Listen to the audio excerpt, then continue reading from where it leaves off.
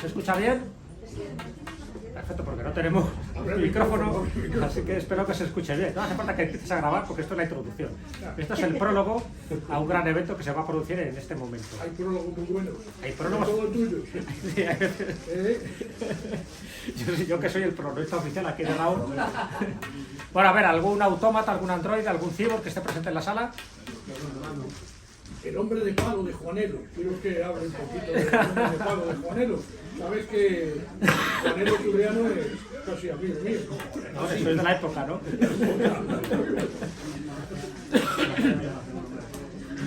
Bueno, otro de los ilustres visitantes que tendremos hoy será Miguel Blanco, que está a punto de venir, ¿vale? Que nos ha comunicado que vendrá, lo cual también está en camino, se retrasa. Es una pequeña alegría porque siempre es reacio a este tipo de eventos y hoy pues nos va a agradar con su presencia. Y la verdad que Miguel Blanco, como bien sabéis, es una leyenda de la radio, del misterio y sobre todo de este tipo de temáticas. Y por cierto que le va a entrevistar a Raúl este fin de semana, para que lo sepáis. Esto es una especie ya de publicidad que hacemos ahí, ¿no?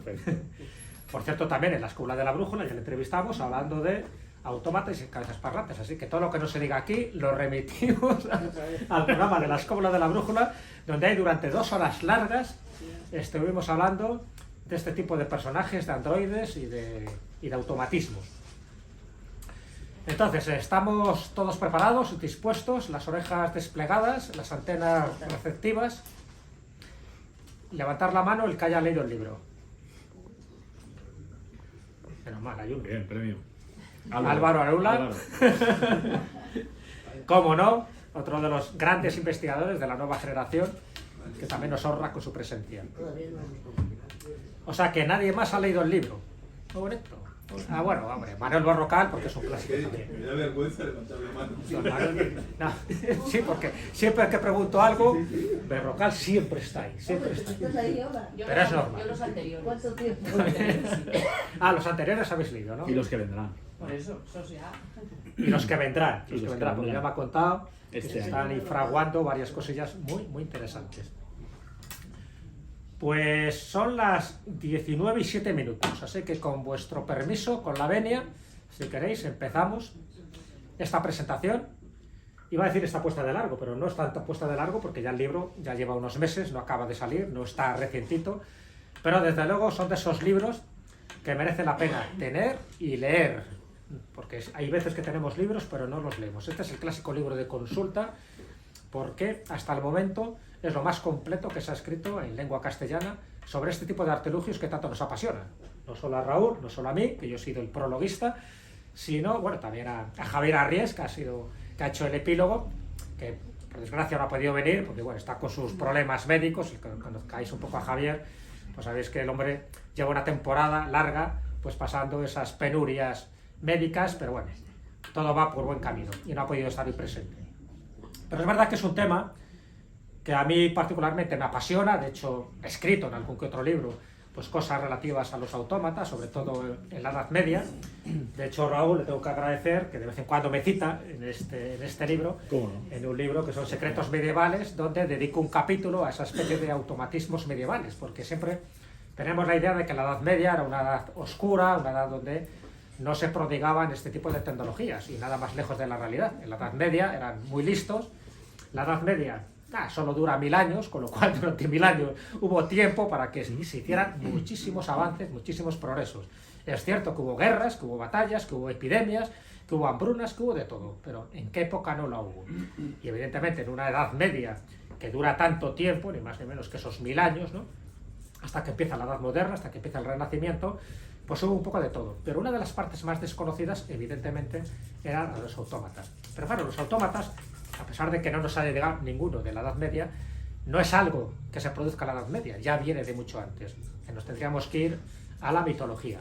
¿Vale? Y ya cuando hablamos de mitología, que es verdad que ya estamos en una época nebulosa, pero en la mitología se hace mucha mención a este tipo de artefactos, de artilugios, y no de robots, porque la palabra robots, como bien sabéis, es una palabra que se acuña ya en el siglo XX, ¿no? En una obra de teatro de un autor checo, que era Karel Čapek, con Ruhl, luego lo comentaremos. Pero en la mitología grecorromana, la mitología egipcia, se habla largo y tendido de este tipo de autómatas. Y de una forma además como muy extensiva, o sea, no como algo anecdótico, sino dando importancia a que primero los dioses y luego los seres humanos se hacían eco de este tipo de, bueno, pues no sé si llamarlo de personajes que formaban parte de esa estructura mitológica en la que la tecnología puntera hacía acto de presencia, y estoy hablando por ejemplo del caso de Talos. Talos era un gigante protector de la isla de Creta y era el que cualquier barco que se acercara por allí, pues Talos se encargaba de arremeter contra esos barcos, bien lanzando piedras o bien pues con esa fuerza hercúlea y férrea que tenía, porque era un autómata hecho de bronce. ¿Por quién hecho? ¿Por quién lo hacía? Era Festo. Sabéis que Festo es el dios de la herrería, el dios de los herreros para la mitología griega, Vulcano para la mitología romana, y a Festo se le atribuyen multitud de autómatas. Talos sería uno de ellos, por supuesto tenía su talón de Aquiles, un tornillo, un lugar donde los famosos viajeros, ¿no?, de los argonautas de Jasón conocían perfectamente cuál era el punto débil de Talos y saben cómo dominarle y cómo neutralizarle. Hay incluso películas, ¿no? Hay películas ya de los años 60 donde se ve a este Talos cómo va caminando por la isla, cómo la va recorriendo, porque va haciendo una especie de recorrido marcial, como si fuera un legionario, para protegerlo. Y claro, Hefesto ya es un dios, por lo tanto estamos hablando de mitología, pero ya nos está dejando una serie de pinceladas que no solo se encargaba de construir autómatas, sino también de construir pues una serie de enseres para favorecer la vida de los dioses, de esos dioses olímpicos, donde vivían un poco pues como seres humanos, pero de lujo, ¿no? Como si estuvieran viviendo en La Moraleja o estuvieran viviendo en Mallorca, porque tenían todo tipo de lujos y de placeres a su alcance. Y cómo no, también los autómatas, y por supuesto, pues había sirvientes, tanto hombres como mujeres, que eran autómatas, que les servían los distintos manjares. Pero claro, si nos quedáramos en la mitología grecorromana, que para mí es apasionante, pues dirías, bueno, vale, ¿y qué no? O sea, incluso el mito de Pigmalión, que era el rey de Chipre, también se hace un poco mención de una forma velada a los autómatas, ¿no? Cuando se enamora de una de sus estatuas más hermosas, que es Galatea, y al final, gracias a la diosa Afrodita, pues la convierte en una mujer. No deja de ser una especie de autómata, igual que pasa también con el cuento de Pinocho, de Carlo Collodi. En fin, de la materia inanimada tú conviertes algo animado. ¿Por qué? Porque en el fondo siempre subyace en todo este tipo de leyendas la pretensión del ser humano de convertirse en un dios. ¿Y cómo te conviertes en un dios? Cuando eres crear vida de la nada. Es decir, cuando tú eres capaz de crear vida, no de la forma biológica, como sería lo habitual, ¿no?, a través de un proceso de embarazo y de nacimiento, sino crear algo totalmente distinto. Entonces, lo más parecido son los autómatas. El referente son los dioses, este tipo de leyendas. En Egipto ni os cuento la cantidad de cosas que hay, empezando por los colosos de Menón, que son unas estatuas que se hicieron en homenaje a Menofis III y que decían que con los primeros rayos solares emitían un sonido gutural dando la bienvenida a ese amanecer. Curioso, porque con un terremoto que hubo a principios del primer siglo, pues desapareció, si es que tenía algún automatismo. Pero hay muchísimas leyendas, sobre todo por las crónicas árabes, que dicen que las pirámides están protegidas por este tipo de autómatas. Entonces, claro, si nos vamos a las leyendas egipcias, a las griegas, a las romanas, y cómo no, a las chinas, porque los chinos también fueron muy participantes, ¿no?, de todo este tipo de automatismos. Ya sabéis que en Occidente fuimos primeros en todo, en lo que era la imprenta, en lo que era la pólvora, en lo que eran los relojes, hasta que descubrimos los documentos chinos y todos nos dimos cuenta que los chinos siempre habían sido primeros en todo esto, ¿no? Pero bueno, eso es otra historia muy llamativa, si fueron primeros los chinos, si fueron primeros los egipcios o fueron primeros los babilónicos. El hecho es que a lo largo de toda la historia, ya no solo de la mitología, y es un poco lo que intenta reflejar este libro, siempre en cada siglo ha habido un elemento que le podríamos considerar autómata, o bien una cabeza parlante, ¿vale?, porque hay distintas variantes, o bien androides, es decir, seres humanos con un aspecto humanoide que son capaces de moverse por automatismos que pueden ser hidráulicos, que pueden ser por gases o pueden ser ya con el tiempo por una cuestión de engranajes o por la electricidad. Y no hay ningún siglo, que yo sepa, donde no aparezca un personaje histórico que haya hecho o se le haya atribuido a alguno de los autómatas. Posiblemente los más conocidos, si nos vamos al siglo IV, me parece que es el primer autómata, y además lo deja recogido Raúl en su libro, el primer autómata oficial y con una documentación que es Arquitas de Tarento, en el siglo IV, con una especie de paloma que por unos engranajes hidráulicos pues es capaz de moverse en círculos, y entonces eso, claro, era una expectación para la gente que lo veía, porque consideraba que esto era obra de magia, y muchas veces obra de magia asociada a los demonios. Eso también pasaba con Herón de Alejandría. Si nos vamos un poco más adelante en el tiempo, Herón de Alejandría, un personaje que muere en el año 70 después de Cristo y que hizo prácticamente de todo. De hecho, se le atribuye la primera máquina de vapor, ¿no? La eolipa, que luego sería como la primera turbina que existe. Y a partir de ahí pues, fue capaz de hacer todo tipo de engranajes, siempre bajo la perspectiva de los dioses. Los primeros autómatas, desde mi punto de vista, tienen que ver con la religión. Siempre se hacía para dejar impresionados a los fieles, a la gente que iba a estos templos. Y a Herón de Alejandría no se le ocurre otra cosa que hacer puertas que se abren, por ejemplo, de par en par, y donde aparece el dios, ¿no? Con su pompa y su circunstancia. Todo a través de unos rieles, a través de una serie de procedimientos neumáticos, también hidráulicos, siempre moviéndose con lo que él conocía en aquella época. ¿Para qué? Para que la gente quedara totalmente extasiada, para que se dieran cuenta de la grandeza y de la potencia que tenían los dioses. Por lo tanto, los primeros autómatas siempre asociados al mundo religioso, al mundo espiritual.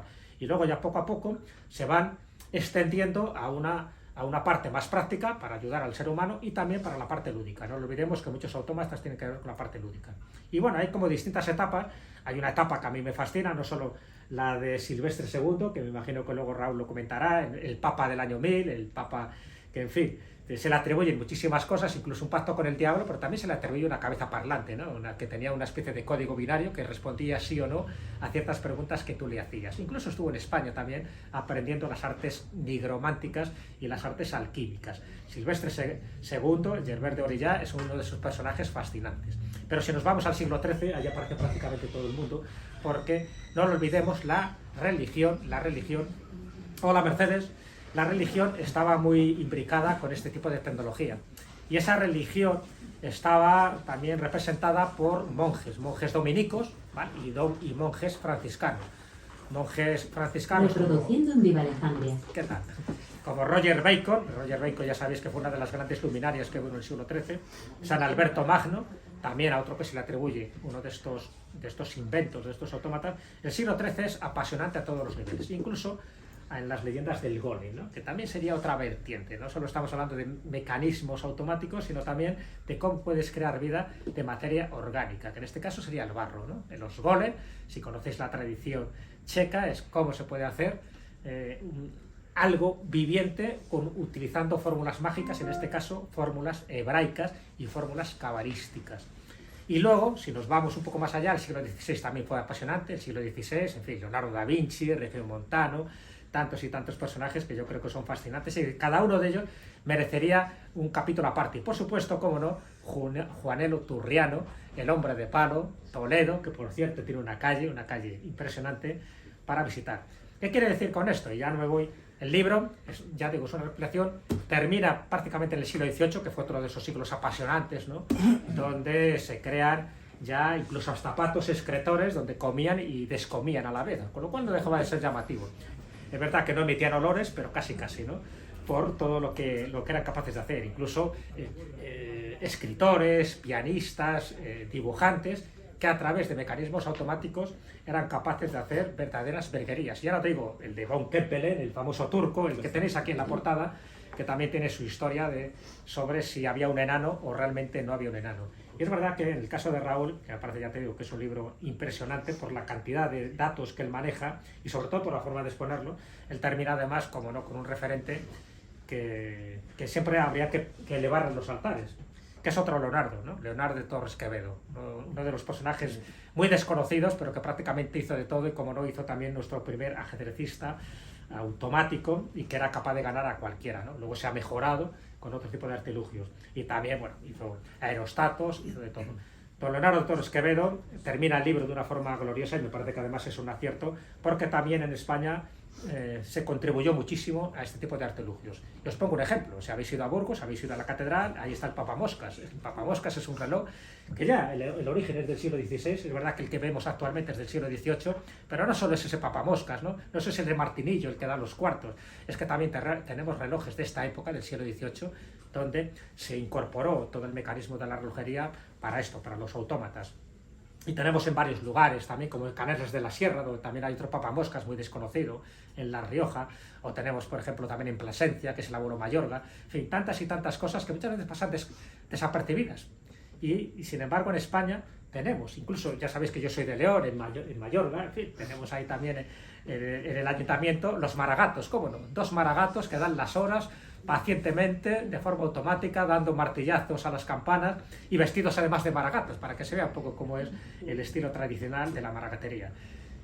Que los autómatas forman parte no solo de nuestra historia oficial, sino también de la historia heterodoxa, que es muy conveniente conocer este tipo de entresijos, y que para conocerlos y para no dispersarnos, pues qué mejor libro que el de Autómatas y Cabezas Parlantes, porque también incluso hasta en el Quijote aparece esta referencia. Es cierto que las cabezas parlantes servían también para engatusar a los más crédulos, para sacarle unas monedas, pero da igual, en el fondo lo que se busca es buscar espacios alternativos de la realidad y por lo tanto buscar la magia, buscar el epatar al burgués, como decían los franceses, y los autómatas cumplían perfectamente esa función. Y lo que es más triste para mí es que muchos de estos autómatas, antes del 18, han desaparecido, no han llegado a nosotros. ¿Y por qué no han llegado a nosotros? Porque se consideraban obras diabólicas, obras satánicas, obras que había que ocultar o que había que destruir porque parece que rivalizaban con Dios.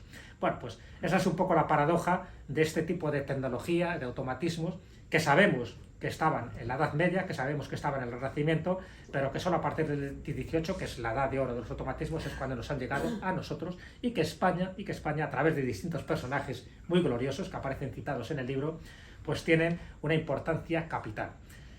Y sin ir más lejos, pues el autor, que es Raúl Ferrero, ya sabéis que es un especialista ya en nuestra España mágica, en la España oculta, en la España más heterodoxa, autor también de un libro sobre brujería. Es curioso porque al final coincidimos en muchos de los temas que nuestra trayectoria profesional pues, nos va llevando por caminos comunes. No es por casualidad, he sido el prologuista de muchos de estos libros y espero que de alguno más, porque en el fondo la inquietud, la curiosidad es lo que nos aúna, ¿no?, para estar en el mismo camino y posiblemente en el camino de muchos de los que estamos aquí presentes. Pues si no, no estaréis aquí, tendríais otro tipo de actividades o algún partido de fútbol que ver en la televisión o algunas cañas que deberíais tomar, que las vamos a tomar, por cierto, pero cuando termine esta presentación. Ya sabéis que la cultura, y sobre todo la cultura mágica, nunca está reñida con la gastronomía. Siempre hay que alimentar el espíritu, pero también hay que alimentar el cuerpo. Y dicho lo cual, ya te digo, para mí es un libro que me parece impresionante por la capacidad de documentación y por la forma también de contarlo, porque eso también es fundamental. Es un libro que yo creo que debería formar parte de vuestra biblioteca. Si no lo tenéis, vamos, hoy tenéis una ventaja y es que lo podéis conseguir y podéis tener también la firma y el autógrafo de Raúl, porque luego ya sabéis lo que pasa con los autores. Y de Jesús. Que al final, incluso la mía, si queréis, porque al final esto luego en eBay se vende mucho mejor, ¿no? Pues yo tengo la firma del autor y entonces el libro ya se revaloriza muchísimo más. Pero doy paso y doy la palabra a Raúl, que aparte de ser un buen escritor, un buen investigador, es un gran amigo, y solo por eso ya merece la pena el estar aquí y darle un caluroso aplauso como se merece.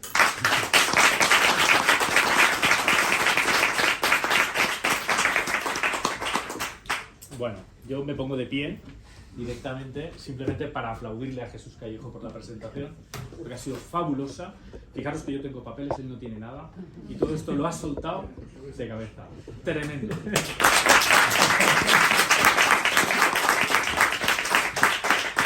Es un tema que me apasiona y creo que lo he demostrado. Muchos años conmigo. Hola, Miguel. Bueno, pues dicho lo cual, agradeceros a todos y cada uno de vosotros el haber reservado un trocito de vuestro tiempo para escuchar el tema de la historia de nuestros autómatas.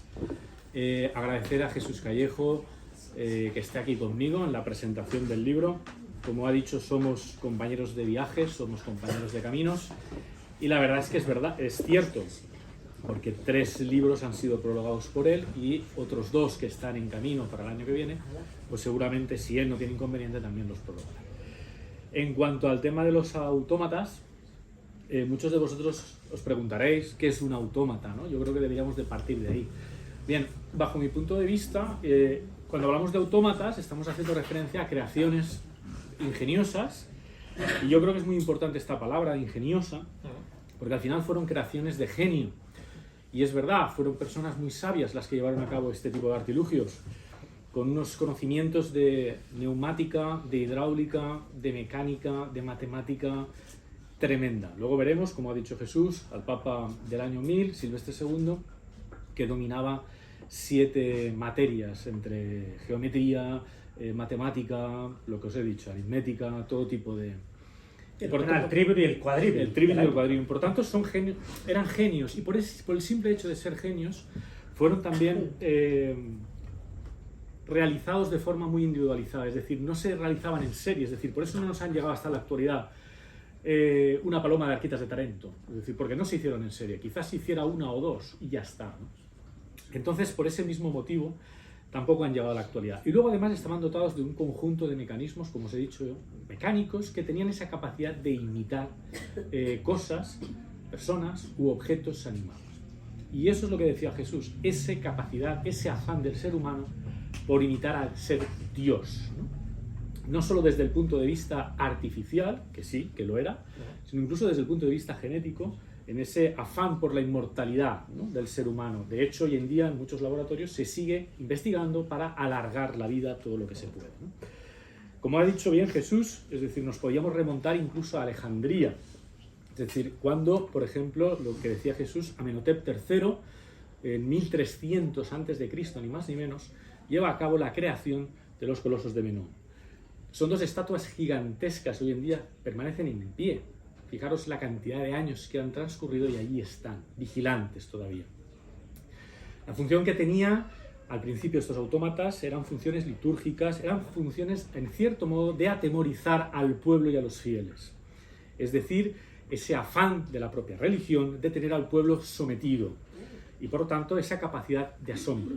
Esa capacidad de asombro que yo creo que es necesario en la creación de los autómatas, en la evolución de los autómatas, porque sin esa capacidad de asombro en ningún momento se puede llegar a fomentar la imaginación y la creación.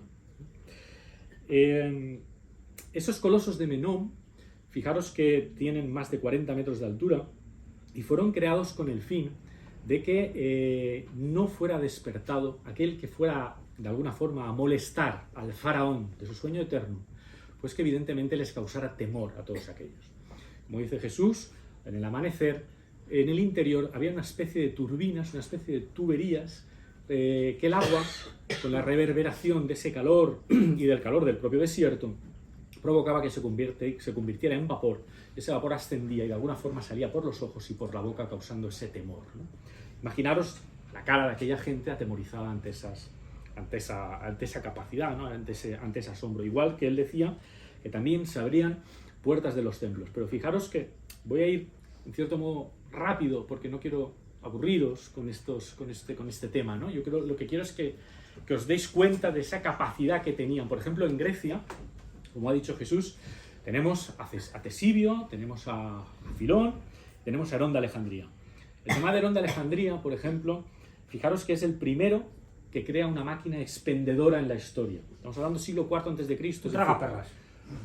Total. Es decir, una moneda, en esa máquina echaban esa moneda y salía una botellita de agua bendita, de alguna forma, y realizaban abluciones a todos aquellos que tenían que entrar al templo. Es decir, de alguna forma, dejarlos libres de todo pecado, ¿no? Y de esa forma ya podían acceder al templo. Siglo IV a.C., pero, por ejemplo, puede venir a la mente decir, bueno, pero esto, ¿ha quedado algún vestigio de esto? ¿Ha quedado algo por escrito?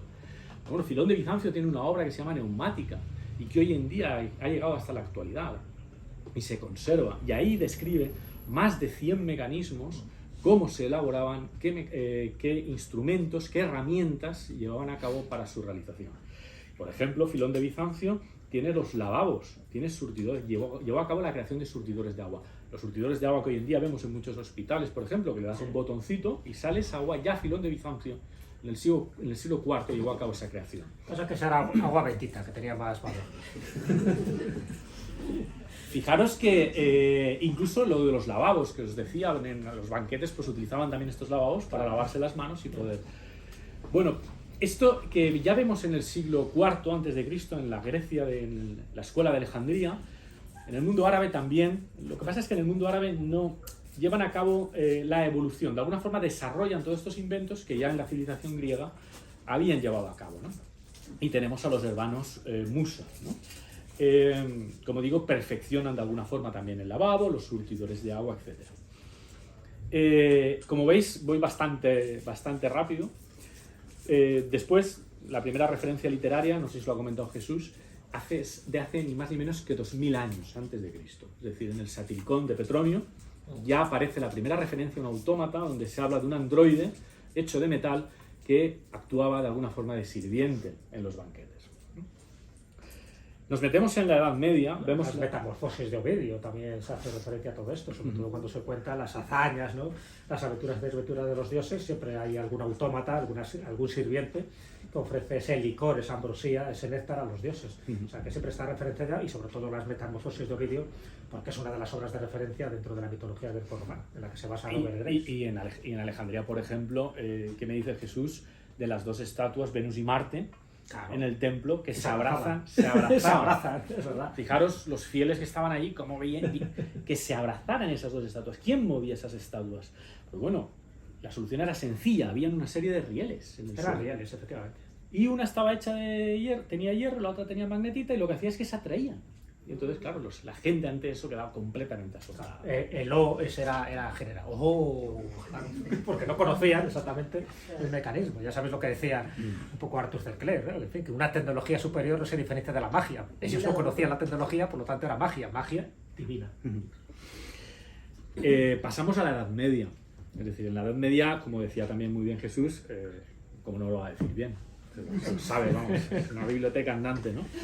Pero bueno, como él decía, es verdad que la etapa es una etapa oscura, ¿no? Es decir, la brujería, la superstición, la hechicería, la herejía, todas las persecuciones, las cruzadas, la peste, etcétera, etcétera, ¿no? Pero no fue tan oscura. Incluso hay muchos autores del propio Renacimiento que dijeron que era una etapa que se podía haber suprimido de la historia. Estamos hablando de 1000 años de historia. Evidentemente, el Renacimiento es el renacer, ¿no? Es la vuelta a la luz de alguna forma. Por tanto, para estos autores, prácticamente, como era Giorgio Vasari, pues era una edad que no debería de haber existido nunca. Pues bueno, se equivocaba. Bueno, es también el que utilizó la palabra gótico, pensando que gótico era el argot de lo... que era un estilo arquitectónico que no le gustaba nada, ¿no? Entonces lo de gótico no viene por argot, es decir, por esa especie de código secreto que utilizaban los hermanos constructores, sino por la parte de lo godo, de lo bárbaro, y por lo tanto de lo poco estético. Fíjate, se equivocó totalmente, porque el gótico precisamente lo que buscaba dentro de las arquitecturas y de los edificios religiosos era la luz, y la luz siempre como símbolo de la divinidad, a diferencia de los edificios románicos, que se buscar lo que era la cueva, lo que era un poco la intimidad y lo que era un poco la oscuridad. Y sin embargo Giorgio Vasari, que era, en fin, el gran biógrafo de todos los arquitectos y escultores de la época, no estaba de acuerdo con ese nuevo estilo arquitectónico. Así es, efectivamente. Bueno, en la Edad Media, el primero que tenemos que hacer referencia, como no podía ser de otra forma, es a Silvestre II, ya lo ha nombrado Jesús, el Papa Mago, el Papa del año 1000. El Papa Druida, incluso se le decía, Gervais d'Aurillac, francés. ¿Por qué se le conoce a este Papa? Bueno, pues fijaros, el 31 de diciembre del año 999, oficiando la última misa. Imaginaros a todos esos fieles en esa iglesia, pues evidentemente pensando que al año siguiente el mundo se iba a terminar. Y evidentemente pasó la misa y no ocurrió nada. Pero por lo que se le conoce sobre todo, además de conocer el Trivium y el Quadrivium, que estamos hablando de gramática, lógica, retórica, aritmética, geometría, astronomía y música, ni más ni menos, es porque creó autómatas y también cabezas parlantes. El tema aparte de eso, inventó el reloj de péndulo, el astrolabio, el taquígrafo, el monocordio, en fin, pero sobre todo la cabeza parlante. Y esta cabeza parlante se dice que tenía un código binario, un sistema binario por el cual la cabeza respondía sí o no a las preguntas que se le hacían. Por lo tanto, se adelantó en varios siglos al código binario de Boole. Claro, esta cabeza hablaba, pero es porque tenía una serie de fuelles en su interior y según entraba el aire, esa respuesta, podríamos decir que era aleatoria. Lo que pasa es que se le acusó de pactos con el diablo. Fijaros que estamos en la Edad Media, en la Edad Oscura, donde está la gran persecución a la brujería, y la mayor parte de los creadores fueron obispos, fueron clérigos, fueron miembros de la Iglesia, como luego veremos, Alejandro Magno, Alberto Magno, etc. Bueno, el caso de Silvestre II, esta cabeza parlante, le hizo dos preguntas. La primera pregunta es si iba a ser papa. Y la cabeza respondió que sí, cosa que acertó.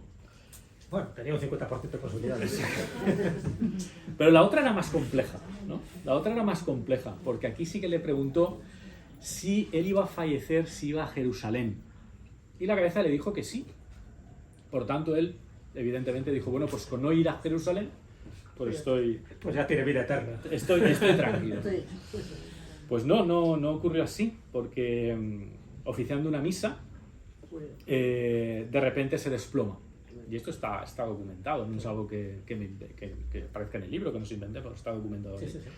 Y antes de fallecer, preguntó a algunos de sus acompañantes, a algún clérigo, que dónde estaba, porque la cabeza le había dicho que, oye, si no iba a Jerusalén, y le respondieron que estaba en la iglesia Nuestra Señora de Jerusalén. Por tanto, hasta ahí, esa cabeza acertó. Se le acusó de muchísimas... Incluso hay una superstición moderna, ¿no? Diciendo que si la tumba suda, es un tipo de San líquido, Juan de Letrán. Es la muerte del Papa que está ahora. Por lo tanto, claro, el Papa Francisco está siempre mirando a ver si la tumba emite algún tipo incluso de sonido, porque incluso también hay una especie de golpes y tal, y también que suda una especie de líquido. Así que de momento parece que está seca y está muda. Así, tenemos Papa Francisco. En la Edad Media, no quiero extenderme mucho porque me gustaría que llegar a los autómatas del siglo XVIII, aquí como veis son todo capacidades de asombro, es decir, es todo esotérico, hay algo de misterio detrás. Alberto Magno, por ejemplo, es el doctor Mirabilis, el doctor Universalis, es asombroso también. Sí. Alberto Magno crea un autómata, un ser artificial de hierro que podía levantarse, podía andar, podía moverse, incluso podía abrir la puerta de del lugar donde él habitaba, ¿no? Y claro, ante esta situación, pues su discípulo, que era ni más ni menos que Santo Tomás de Aquino, lo que tenía era miedo de que le acusaran, ¿no?, de pactos con el diablo. Y destruyó este autómata a martillazo limpio. ¡Qué bestia! No quedó nada, y le elevaron a absolutamente santo, nada. también, a Santo Tomás de Aquino. Y no llegó hasta la actualidad. Pero fijaros, imaginaros en aquella época ese androide hecho de metal, ¿qué mecanismos tendría para abrir, levantarse, mover? Era más complejo que una cabeza parlante. Estamos hablando de un androide, o sea, de todo un cuerpo ahí de metal que tenía ese mecanismo de poder moverse y no solo desplazarse, que podía ser a través de un riel, sino eso, de poder abrir puertas del convento y más cosas, ¿no? Incluso, bueno, y el milagro climatológico que llevó a cabo, eso es espectacular. Que es tremendo, en Colonia, en el año 1346. 1346, hace 900 años, él invita al rey a una comida allí, al monasterio donde él estaba, y en el refectorio, bueno, pues evidentemente estaba cayendo una nevada tremenda, hacía un frío que pelaba, iban todos abrigados, y de repente algo hace Alberto Magno, no se sabe qué, pero ese hielo empieza a deshacerse y empieza a salir hierba del suelo y empieza a trinar los pájaros y a empezar a brotar de los árboles las hojas. Alberto Magno le dijo al rey, no hay problema, podemos comer tranquilamente en el claustro porque el tiempo ha cambiado. Se sentaron, comieron, hacía tanta calor en pleno invierno que incluso se quitaron los abrigos que llevaban puestos, y una vez terminó, volvió a nevar, desapareció la hierba, se fueron los pájaros, volvió a nevar y otra vez empezó todo a estar nevado y se retiraron nuevamente.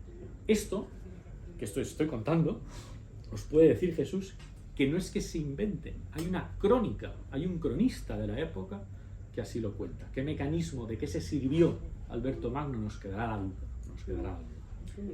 San Alberto Magno y David Copperfield, solo está a la altura de esos dos, nada más. Continuamos con, bueno, es que podríamos hablar del Baphomet. Me imagino que os sonará bastante, ¿no? Esa va a sonar el Baphomet, vamos. Si cada vez que van a una iglesia están buscando ahí Baphomet por todos lados. Varios Baphomets vivieron a lo largo de la historia, que siempre se dice, no, no. Según cuenta Jesús en su libro Secretos Medievales, incluso 58 cabezas Baphomet, ¿no? Sí, bueno, es uno de los testimonios, ¿no? Cuando se produce esa persecución y sobre todo captura de los templarios, ¿no? A cargo de Felipe IV el Hermoso, el rey de Francia, ese famoso 13 de octubre del año 1307, el famoso Viernes 13, ¿no? Pues capturan a muchos y una de las cosas que les preocupa, porque les acusan de herejía, como bien sabéis, incluso de hacer pactos con el diablo, bueno, una forma de desprestigiarles, en el fondo era una orden militar y religiosa, y pensaban que efectivamente el Baphomet, que era una especie de cabeza parlante, una cabeza barbuda, que les vaticinaba el futuro, pues que era una especie de ídolo a Satán, y ya tenían como el casus belli para acusarles de brujería, aparte de que pisaban la cruz, aparte de sodomía, en fin, de una serie de acusaciones totalmente infundadas que hicieron a los templarios, y en concreto a Jas de Molay, que era el último gran maestre.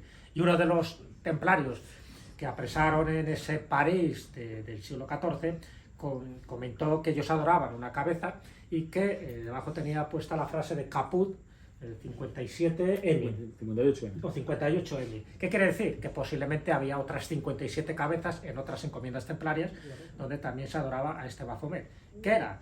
Yo ahí postulo una teoría mía, ¿no? En Secretos Medievales, yo creo que era una cabeza parlante, yo creo que también tenía ese código binario, igual que pasaba con la cabeza de Silvestre II, y que a determinadas preguntas contestaba sí o no. Que incluso Jesús podría ser de los anteriores, es decir, Silvestre II podría haberle heredado a Alberto Magno y podría haber caído en manos de los propios templarios. Sí, yo creo que había una especie de escuela hermética que utilizaba precisamente la tecnología para desarrollar una serie de artificios, o sea, no solo para asombrar a la gente, o no solo para cuestiones lúdicas o de divertimento, sino sencillamente experimentar con la tecnología que había en aquel momento, que no era la electricidad, pero sí eran los engranajes, era los gases, y sobre todo lo que tenía que ver con los péndulos y con las poleas y tal, experimentar con nuevos avances tecnológicos para la humanidad. Pero claro, como por entonces en aquella época o era de Dios o era del diablo, este tipo de cosas. Y justificar que era de Dios o justificar que era un arte divino era más complicado, y casi siempre, y esa es la gran paradoja, porque toda la base científica, los avances científicos procedían de la Iglesia en aquella época, por razones obvias. En los conventos, en los monasterios, es donde estaban las grandes bibliotecas, los que sabían leer, los que sabían escribir en los escritorios.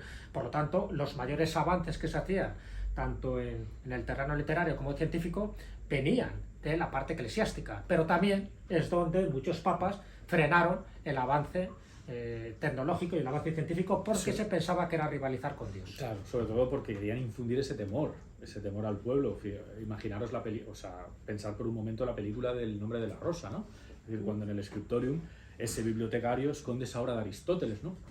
Y de alguna forma Sean Connery dice que es que la risa causa el temor en el pueblo, ¿no? Y por eso el bibliotecario escondía. ¿Por qué? Porque evidentemente, y hablando de brujería, me puedo remontar al libro que tengo, muchos grimorios los escribían los monjes en estas bibliotecas, muchísimos grimorios de brujas, muchísimos libros mágicos, muchísimos libros esotéricos estaban en poder de los monasterios, ¿no? Hombre, ya sabéis que además los grimorios, que eran los manuales de hechicería, no solo era por las fórmulas secretas, alquímicas, herméticas que aparecían en estos grimorios. Por ejemplo, en España tenemos uno muy famoso, que es el Ciprianillo, ¿no? El libro de San Cipriano, casi siempre atribuidos a santos o a papas, o a bien a Salomón, que al pobre hombre pues le han atribuido cantidad de obras que no llegó a escribir nunca, pero bueno, da igual. Pero el hecho es que estos grimorios, para que fueran prácticos, había que saber leerlos, pero también saber desleerlos. Y saber leerlos y desleerlos, además estaban escritos muchas veces en latín o en hebreo. Aquí, ¿quién podía hacerlo? Normalmente la gente que estaba dentro de la iglesia, pero el hacerlo dentro de la iglesia, es decir, que lo hiciera, por ejemplo, un canónigo, que lo hiciera un sacerdote, ya no te digo que lo hiciera un obispo, le daba mayor potencia a esas invocaciones, a esos conjuros. Pero también, evidentemente, si la Inquisición capturaba a uno de estos canónigos, a uno de estos curas, pues la pena era mucho mayor, porque de alguna forma se estaba aprovechando de su investidura eclesiástica y, por lo tanto, en fin, de todos los beneficios que la Iglesia le había otorgado, se estaba beneficiando para invocar ni más ni menos que las fuerzas del mal. Entonces, hay muchísimos procesos inquisitoriales donde los enjuiciados, donde los encausados, eran ni más ni menos que clérigos que por unas pequeñas monedas, pues habían prestado a hacer este tipo de invocaciones, que ya os adelanto que no servían prácticamente para nada y siempre echaban la culpa que las conjunciones astrales no eran adecuadas, que el ritual no se había hecho de forma debida, o que el espíritu no estaba complaciente en aquel momento para desenterrar tesoros, porque normalmente este tipo de cosas se hacían para invocar a este tipo de espíritus a la hora de conceder dinero, amor, salud y también tesoros enterrados. Con lo cual ahí entraríamos en otros terrenos apasionantes, porque todavía dice que hay tesoros encantados en la geografía española, y de algunos, tanto Raúl como yo lo sabemos, pero hoy no lo vamos a contar. Bueno, entramos en la época del Renacimiento, ¿no? En el Renacimiento voy a hablar de dos personajes, ¿no? Leonardo da Vinci, como no podía ser de otra forma.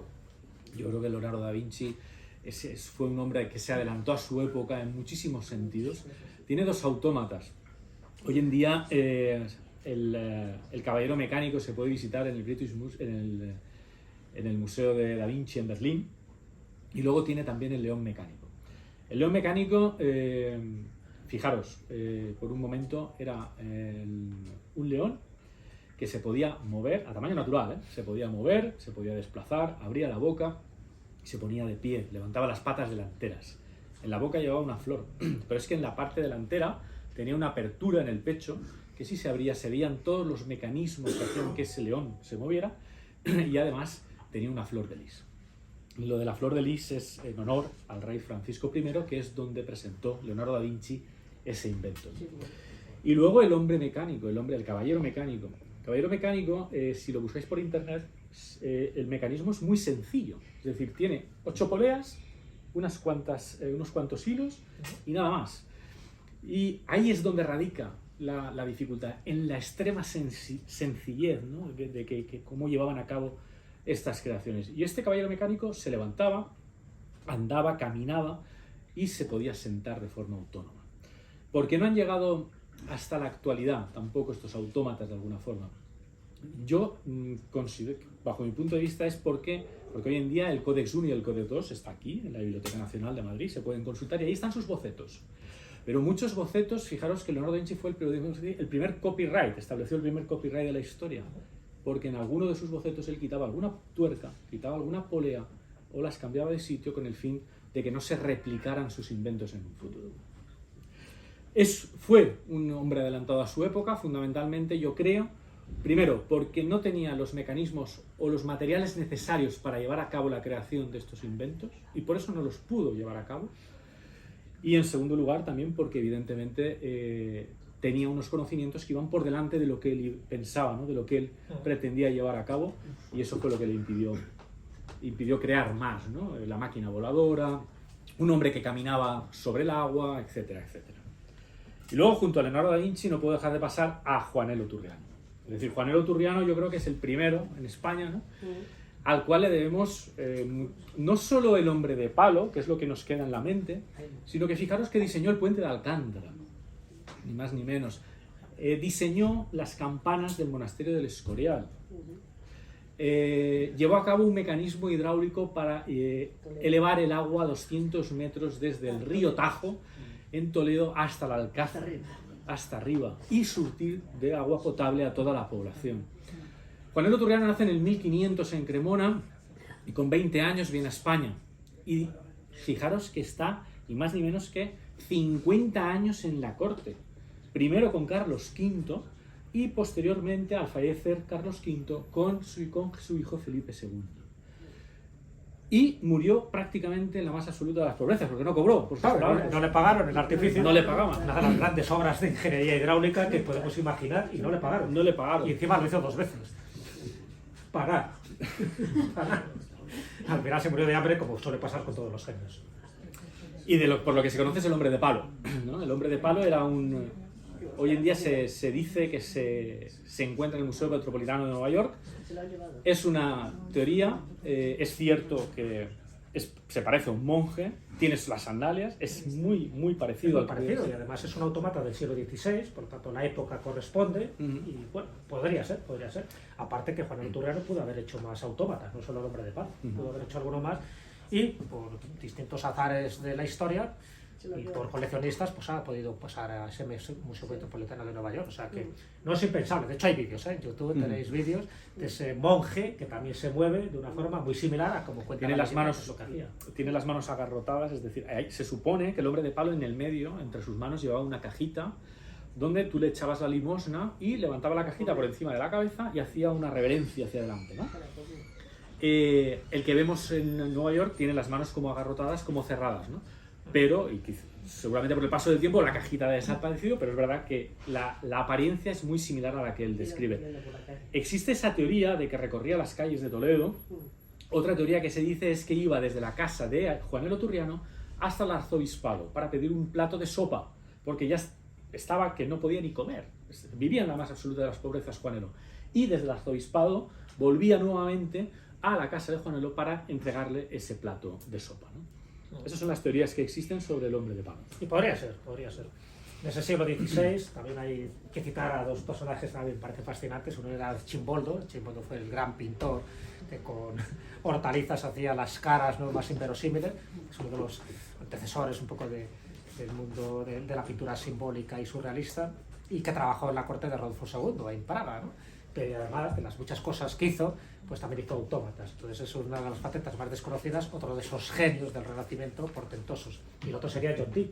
En fin, John Dee hizo de todo, en fin, que era el consejero, el espía de la reina Isabel de Inglaterra, y que comenta, ¿no?, que hizo una especie de escarabajo pelotero, pero automático, en una representación de una obra de Aristófanes.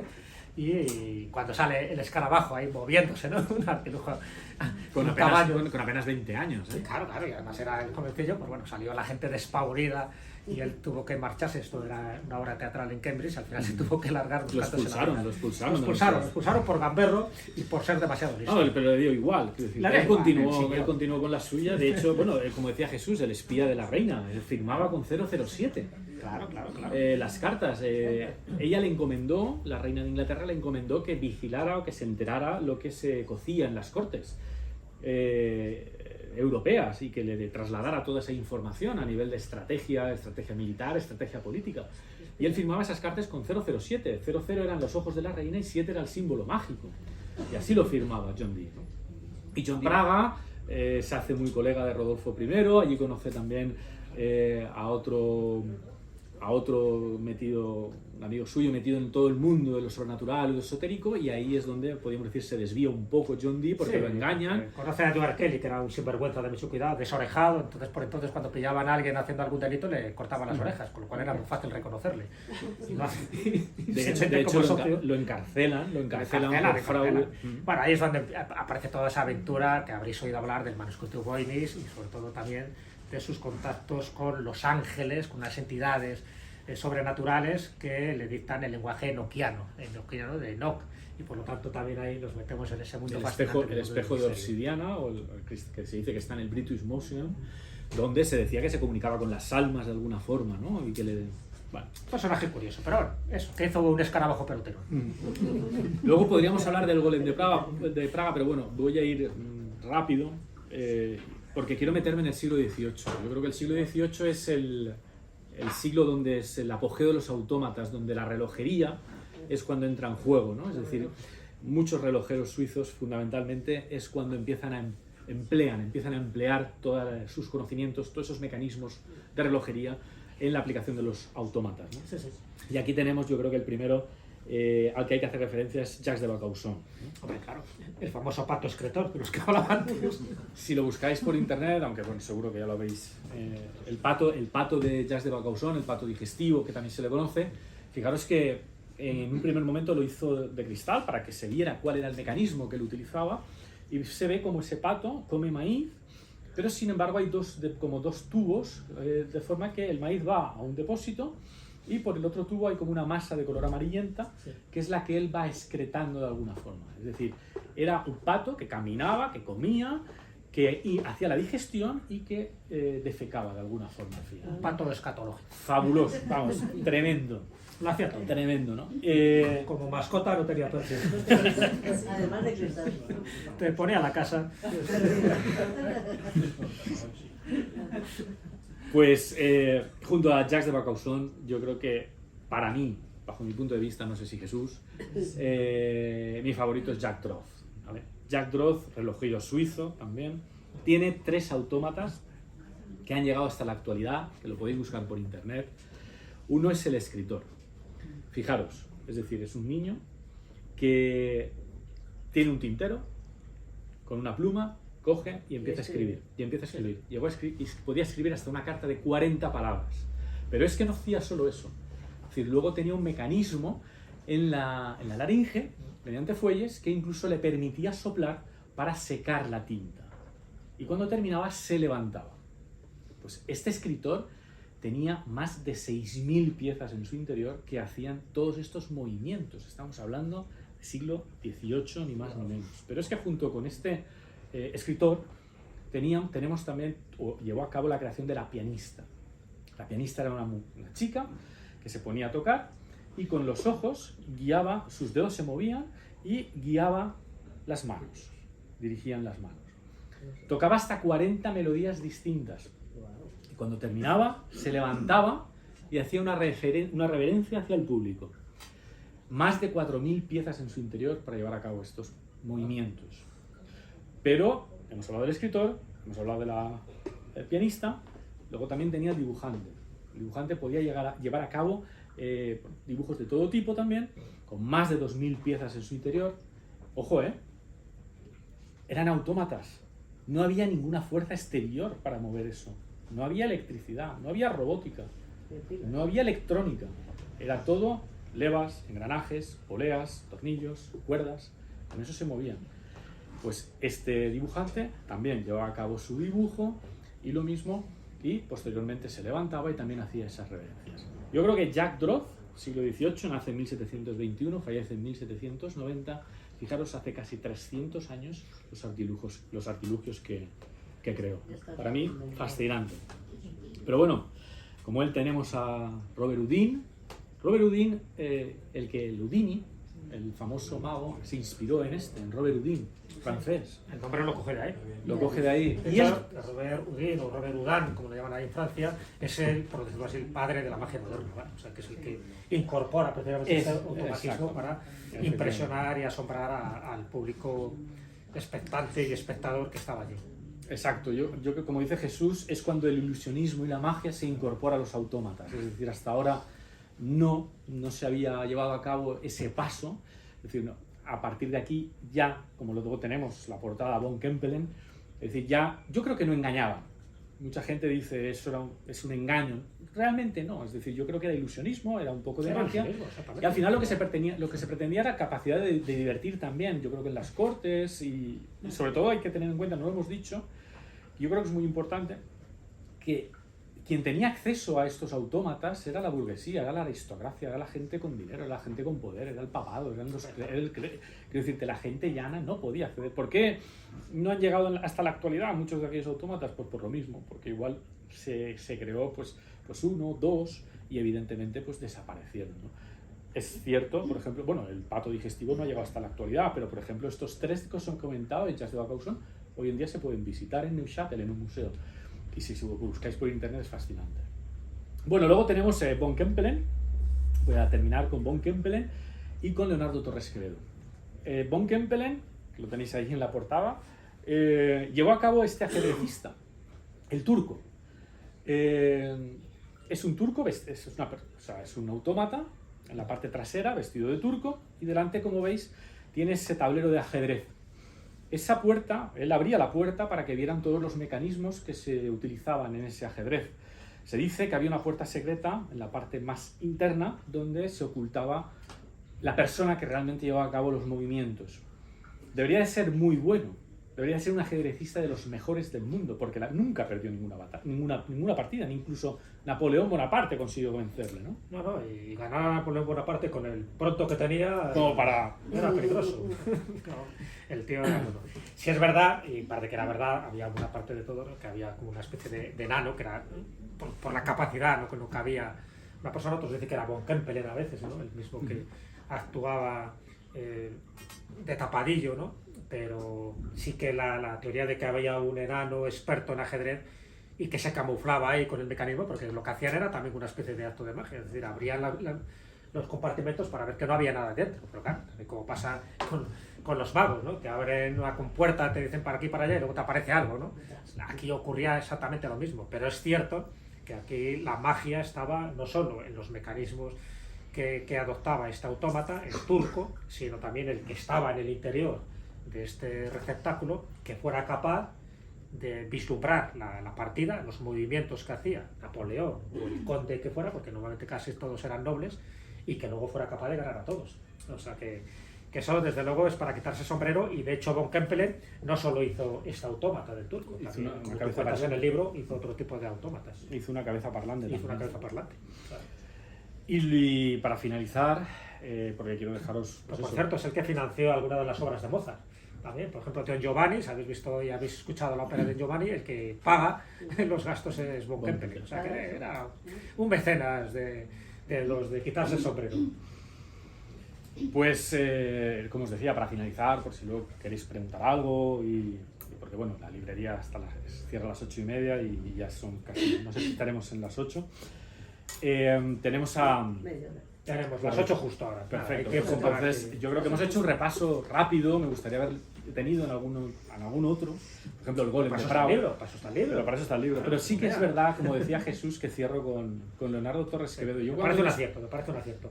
Leonardo Torres Quevedo nace en 1852, fallece en 1936. Es decir, ya claro, nos metemos en guerra civil y posguerra, donde ya no hay prácticamente creación por parte de nadie. Y ya en los años 80 nos estamos metiendo ya en el tema de la robótica. Por tanto, los autómatas acaban con Leonardo Torres Quevedo. Para mí es un personaje, cuando yo lo descubrí, que no se le ha dado el valor que ha tenido esta persona en España. Nace en Cantabria. Leonardo Torres Quevedo, fijaros que creó, para mí, el primer inventor de la calculadora moderna, la calculadora que hoy en día conocemos, o por ejemplo, el primer telégrafo sin hilos, en el año 1887. Pero por lo que se conoce, bueno, además del puntero proyectable, lo que hoy en día conocemos como el puntero, mando a distancia, el el mando a telequino. distancia, el telequino, También. etc. ¿no? Pero por lo que más se le conoce, realmente es por los dos ajedrecistas, ¿no? Dos autómatas que están aquí, en Madrid, y los podéis visitar en el Museo de Leonardo Torres Quevedo, en la Escuela de Ingenieros de Caminos, en la Universidad Politécnica. Allí están aún los ajedrecistas. 1900... Que no tienen esta forma, ¿eh? No tienen la forma del turco. Es una máquina. 1912, 1920. Fijaros, lo del ajedrecista es tremendo. Es decir, en ellos la torre y el rey blanco dan jaque mate al rey negro en 63 jugadas. Ni más ni menos. Incluso podían ser en menos. Sí, luego se ha mejorado, ¿eh?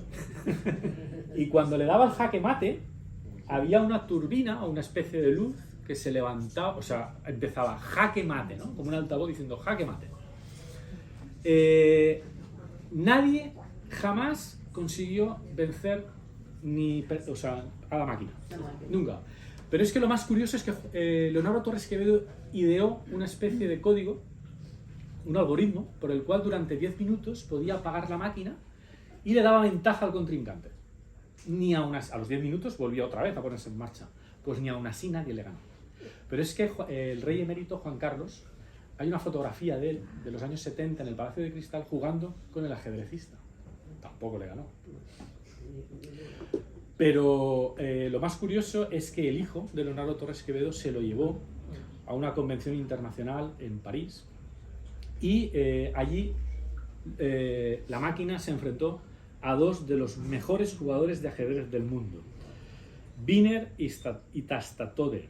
Pues bueno, los dos perdieron también ante el ajedrecista de Leonardo Torres Quevedo. Lo peor de esta máquina es que cuando perdía se encendía un luminoso de jaque mate, con lo cual te humillaba todavía más. Se paraba. La verdad es que para mí es tremendo, está a la altura de Juanelo Turriano. Fijaros que creó, por ejemplo, fue el inventor del teleférico. El teleférico en Bilbao en El 1910. transbordador que está en el Niágara es suyo, todavía funciona, ¿eh? Y allí en el Niágara hay una placa conmemorativa a Leonardo Torres Quevedo. Desde el año, cuando él lo instala allí, nunca, jamás ha habido ningún accidente. O sea, algo haría bien. Marca española. Bueno, en el año 30 de orden de Alfonso X el Sabio, que es la más alta distinción que el gobierno concede a personas dentro del tema del mundo de la ciencia.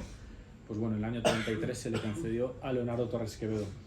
He dejado fuera del libro, por exigencias también de la editorial, todo el tema de los autómatas contemporáneos, es verdad, se lo dije a Jesús, y es que si no me voy a muchísimas páginas, pero claro, ni los autómatas en el cine, ni los autómatas en la literatura, evidentemente todo eso ha quedado fuera, ¿no?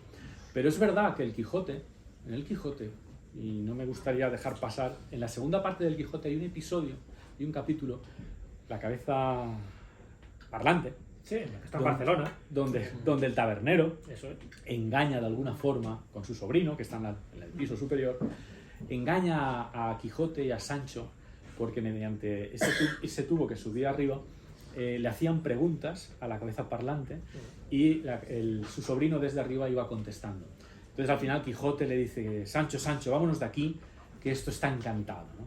La cabeza encantada, ¿no?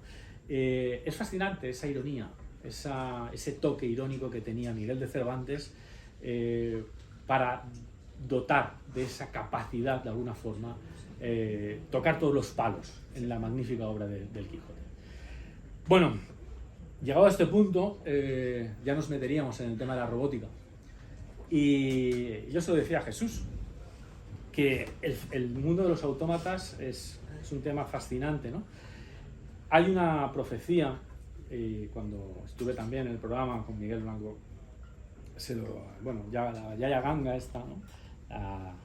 La profetisa, pues dice que en el año 2111 todos los seres humanos seremos autómatas, seremos robots. Seguramente no será cierto, como muchas de las profecías Baba Vanga, que está considerada la vidente ciega búlgara, ¿no? Murió ya hace unos cuantos años y es famosa porque no da ni una. Con lo cual, pues, posiblemente también Algunas fallará acertó, esto. Algunas sí. Algo sí, pero a toro pasado, como Nostradamus. Hay más fallos que aciertos. Pero bueno, podría ser, todo es posible. Ya sabes que los profetas siempre adivinan los hechos, pero nunca adivinan las fechas. Sí, eso sí. Simplemente para terminar ya, deciros que el libro es apasionante. A mí, yo he disfrutado mucho escribiéndolo, que ha costado porque hay que buscar, hay que investigar mucho, como todos los libros al final, con muchos compañeros escritores que hay aquí. Y los autómatas al final, los robots tienen algo que nunca van a poder replicar, ni los autómatas tampoco. La capacidad de agradecer, la capacidad de amar, la capacidad de quererse, la capacidad de abrazarse, la capacidad de sentir, de ilusionarse, de asombrarse. Esa capacidad nunca jamás, ni los autómatas, ni la mejor robótica la va a poder replicar nunca. Así que quedémonos con ello, quedémonos con la presencia, por lo menos nuestra, el poder presentar en una librería estos libros, el tú a tú, el tenernos cerca, porque eso nunca ni los autómatas ni los robots lo van a poder imitar. Gracias a todos por venir y espero que os guste.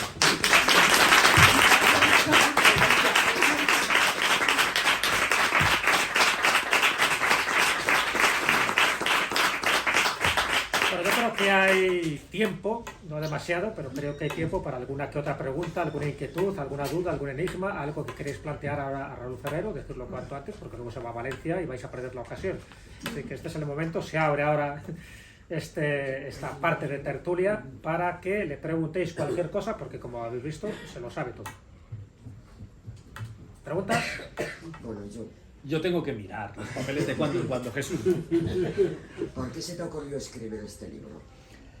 Pues no sé si Jesús se acordará, pero tomando un café, él vino a Valencia y salió el tema del hombre de palo, estuvimos hablando ahí en el mercado, y él me dio alguna idea del tema del hombre de palo, incluso una teoría que tiene el propio sobre un cuadro Sobre el entierro del Conde de Gante. donde puede ser, ¿no?, que ahí aparezca de alguna forma, y hablamos, y aparte es un tema que también le gusta a él y a mí me gustaba, y pensé, ¿y por qué no un libro sobre autómatas? Desde el inicio hasta prácticamente Guerra Civil.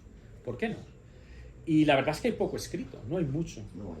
En lengua castellana hay poco, algún libro hay, muy bueno, desde luego, como el de Alfredo Aracil, pero sobre todo hay en lengua extranjera, hay en francés, hay en alemán, pero en lengua castellana yo no he encontrado mucho. Hay disperso, ¿vale?, en varias obras. Y entonces así nace la idea en una conversación, como suelen surgir muchas veces las ideas o los proyectos, pero tomando un café, tomando una cerveza, pues oye, pues vamos a ello, ¿no? Y así nace este libro. Ya sabéis todos a tomar café con Jesús. Así que cuidadéis si tomáis café conmigo o una caña que acabéis escribiendo un libro. Y desde aquí quiero agradecer, bueno, ya lo he hecho, pero lo quiero volver a hacer, la cercanía y la humildad de Jesús, pero no solo de él, sino también de Miguel Blanco, que lo tenemos aquí. Gracias a Miguel Blanco por asistir aquí a la charla. Porque no suele venir a muchas presentaciones, ¿eh? Porque la verdad es que su presencia. Ya se lo dije, me hacía muchísima ilusión. Señor Peces. Para mí era un sueño que estuviera Miguel Blanco aquí. Y desde aquí se lo quiero agradecer, porque hay muy poca gente con la cercanía, con la humildad de Miguel o de Jesús. Y yo creo que estamos en un mundo donde es muy necesario eso. Es muy necesario ayudarse. Yo tengo 3 libros escritos, pero a la gente que empieza hay que echarle un cable, hay que ayudarla y echar una mano a quien te lo pide, ¿no? Ese es mi pensamiento y yo siempre estoy dispuesto también a quien me pide hacer un favor, ahí estoy. Por tanto, al maestro Miguel, al otro maestro, me lo dijiste, es verdad. Pues a los dos, muchísimas gracias y bueno, agradecidos siempre. El señor Peces tenía un museo en Toledo, de autómatas, y lo que es la subida toda de Toledo, en madera. En Valencia hay una persona que tiene una de las colecciones más importantes de autómatas, no solo de España, yo creo que incluso de Europa. Este señor también tenía una buena colección. En Valencia tiene autómatas franceses que le han costado encontrarlos, que se levantan. Este señor no llegó ahí tanto.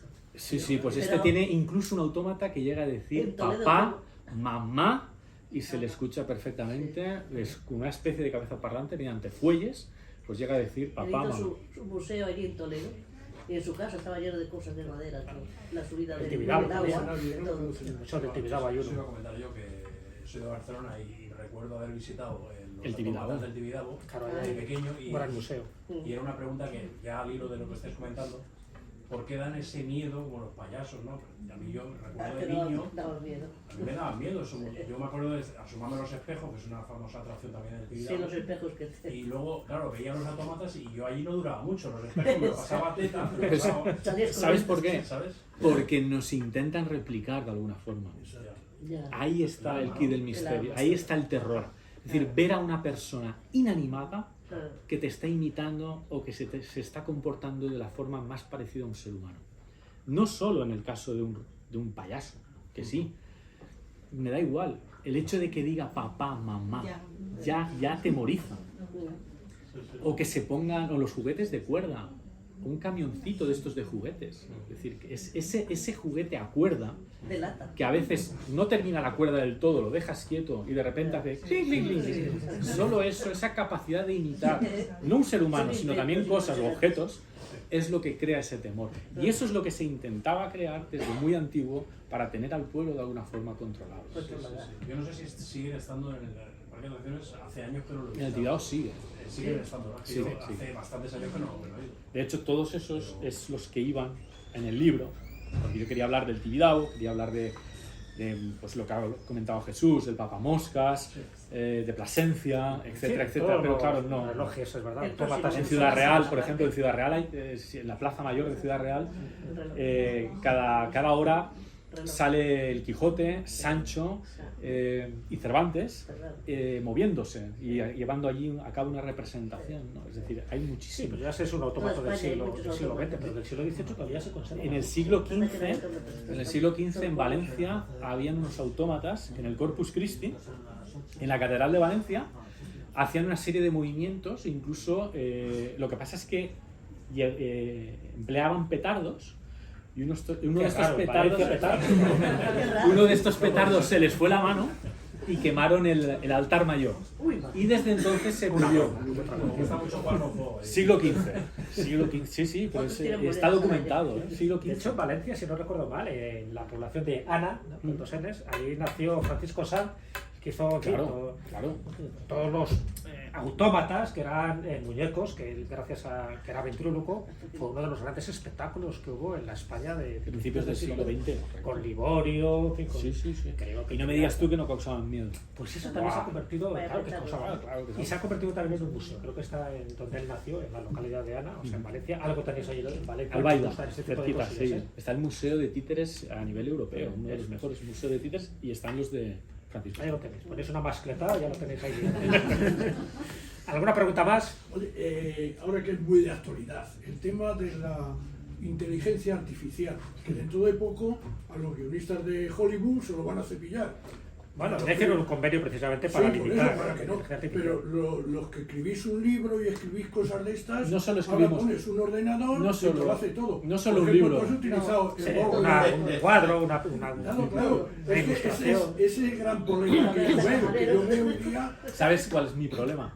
Que yo a veces cuando necesito buscar información o me compro el libro donde está, porque Sí. a veces yo para 4 páginas me voy a un libro. Sí. Sí, Mi mujer al final me va a echar de casa, yo tengo casi 4.000 libros en casa. sí, sí. Entonces, claro, llega un momento que Necesitas dices, otro o te piso vas a ahora. una librería de viejo, te vas a la En casa hemeroteca, pasa por piso. te vas a la biblioteca. También existen libros digitales, ¿eh? Que Sí, ocupan menos. pero tocarlo. Pero el Google o YouTube para ver imágenes, para Pero no, ver no. también te vale, porque No. hoy día los chicos, que es lo más terrible, utilizan el YouTube y el otro para hacer los exámenes, hacer todo. Es que es un poco, ya no lo tienen aquí, Bueno, no lo tienes, tú lo tienes aquí, que es lo que hemos dicho. Tú lo tienes aquí, los chicos lo Pero tienen porque ha en el leído móvil. muchísimo. Es terrible. Ha leído tantos años. El problema de la inteligencia nuevas artificial, generaciones. pero la inteligencia artificial no solo para La escribir cantidad de libros, conferencias que hay dado. pintores, todo. Bueno, a ver, sabemos la parte negativa que puede tener la inteligencia artificial y de hecho ya la está teniendo, ¿no? De hecho los creadores de la inteligencia artificial están previniendo sobre este tipo de peligros, La pero si cantidad nos vamos a la de cosas que parte están saliendo ahora y no son igual. positiva, antes he citado, cuando estábamos hablando de la corte de Rodolfo II en Praga, el manuscrito Voynich. El manuscrito Voynich a día de hoy, como bien sabéis, está sin descifrar. Bueno, pues gracias a la inteligencia artificial podremos por fin descifrar lo que tiene ese manuscrito tan ignoto que es Qué y lástima. ya no solo el manuscrito Voynich. Qué Ya lástima. sabéis que gracias a eso también la Biblioteca Nacional se ha descubierto por fin una de las obras de teatro, en fin, de las 1500 obras de teatro que escribió Lope de Vega, pues gracias a la inteligencia artificial y gracias a la grafía que tenía esa obra, se ha demostrado que formaba parte de Lope de Vega. Es decir, que hay incluso lenguajes de los que hemos perdido, en fin, Sí, su muchos, significado, ¿verdad? como puede ser, pues en fin, el lenguaje lineal o el íbero, incluso pues las famosas tablillas rongo-rongo de la isla de Pascua. Todo eso yo creo que nos va a servir para dilucidar muchos enigmas históricos que actualmente existen. Esa es la parte positiva y con esa parte me quedo, ¿no? Y es verdad que luego estará la parte negativa, donde eso se está demostrando ya, por ejemplo, en concursos de pintura, en concursos literarios, donde el jurado no sabe si realmente lo ha escrito él o lo ha escrito una inteligencia artificial. Porque la inteligencia artificial, sobre todo con el chat GPT 4 que va avanzando, tú puedes decir, escríbeme un poema, pero al estilo de Pablo Neruda. Y es que te escribe un poema al estilo de Pablo Neruda. Y dice, no, pero ahora quiero a Rubén Darío. Y te escribe al estilo de Rubén Darío. Bueno, eso mismo pasó con la fotografía. Yo empecé a hacer fotografía normal, con diapositivas y tal. Entonces no se podía manipular, no había ordenadores. Hoy día con ordenador haces lo que quieres, le pones una luna, le cambias. Hoy día las chicas con el móvil se ponen guapas que no veas. A otras las ponen Bueno, antes con el desnudas, Photoshop, algunas o sea, las que, ponen que desnudas. tampoco es algo nuevo, eso ya viene. Sí, pero cuando era de todas las épocas. en el formato normal de plata, como digo, Ya, ya, ya. ahí no se podía hacer, era muy difícil, se hacía, pero muy difícil, muy caro. Hoy día ya cualquiera con un móvil hace lo que quiere ya. Es muy mayor. Tú estás en otra época. Es un, Eso sí, de es verdad. museo. Dinosaurio. Tú lo has Dinosaurio dicho. de Geo. Dinosaurio del misterio. Una reliquia. El Tenemos una dinosaurio del leyenda misterio. que es Miguel Blanco y tenemos una reliquia. Bueno, la última pregunta. ¿Alguien se atreve? Que vamos, que nos vamos, que nos están esperando Yo las solo cañas quiero un con libro tapa. firmado. Yo solo quiero un libro firmado. Vamos allá. Bueno, pues muchísimas gracias por vuestra presencia. Dejamos tiempo para que el que quiera comprar el libro y ahora que se lo dedique Raúl, es el momento porque a las 8:30 nos cierran a cal y canto y dormir aquí creo que no es muy cómodo. Así que muchísimas gracias a todos vosotros y os espero en la siguiente entrevista.